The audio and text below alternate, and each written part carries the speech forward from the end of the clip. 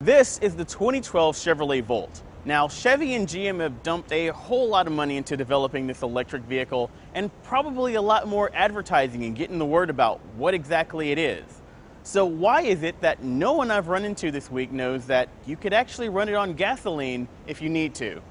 I'm Antoine Goon with CNET.com. Let's take a look under the hood of this 2012 model and see what makes it tick. Just remember, don't call it a hybrid.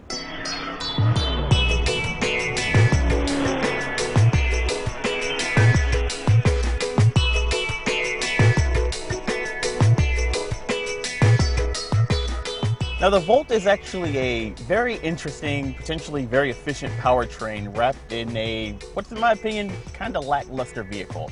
This instrument cluster is kind of a cluttered mess. I mean, there's just a lot of text and images and just kind of tossed around here with what seems like little regard for readability or usability. I mean, heck, even the Prius's monochrome eyebrow is better looking than this thing. You'll be lucky if you don't crash this car on the first time out when you spend 5 minutes looking for the navigation button. Fortunately, you've got a couple of actual physical buttons here and there, and at the top of the display, you've got a nice touch-sensitive display.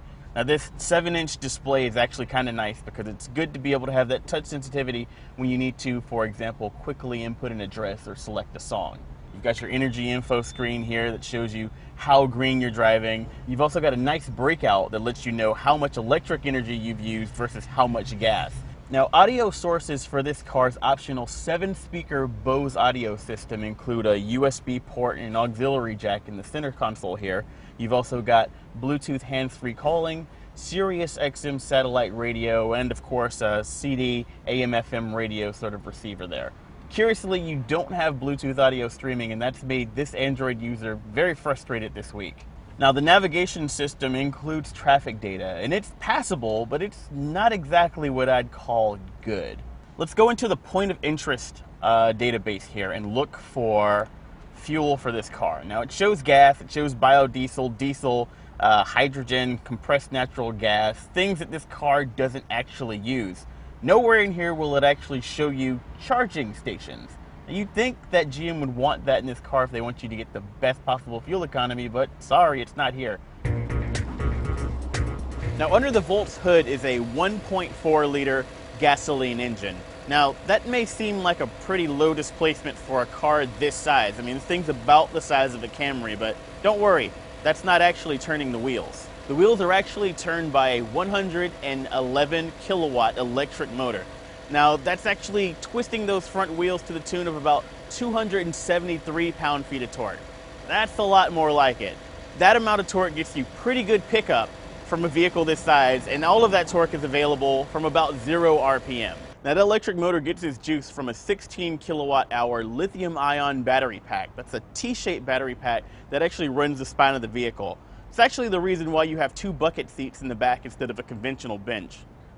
But don't call it a hybrid in front of a Chevrolet engineer. That kind of talk will get you wrapped across the knuckles with a ruler. This is a range extender electric vehicle. That's basically because the gasoline engine isn't physically connected to the wheels under most circumstances. That allows the gasoline engine to run at an RPM that is independent of the vehicle's road speed so that it can get the best possible energy out of every gallon of gasoline. This is the Volt's electrical charging port, and this is the charger. Comes with the car. The gasoline port is actually on the other side, so you don't get confused. Now, plug this thing up to 240 volts of electricity and you'll get about 35 miles of range in about 4 hours. Now, if you drop down to standard 110 volt power, you can pretty much double that charging time.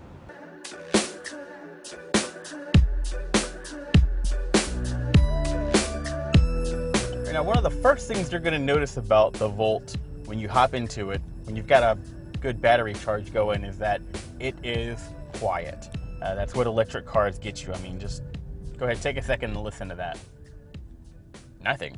This car, as I mentioned earlier, has got torque for days. I mean, even when you're in just a standard mode, you actually have 3 different modes: a mountain mode, a standard mode, and a sport mode.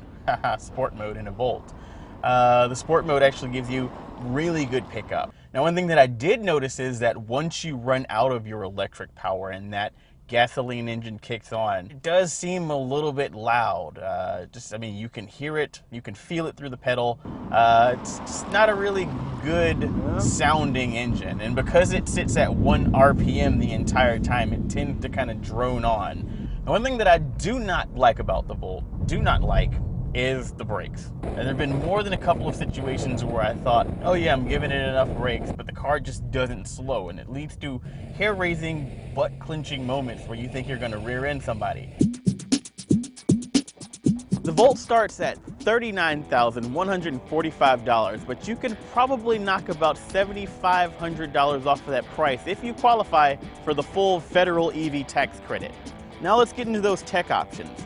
Navigation is $1,995. Go ahead and add $495 for the premium Bose audio system because these options can't actually be separated.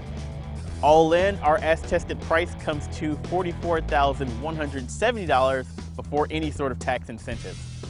Ultimately, the Volt's value will depend on whether you have a home charging station installed, which you most definitely should, because without daily recharges, the Volt only pretty much gives you about Prius fuel economy for what seems like a lot of extra money.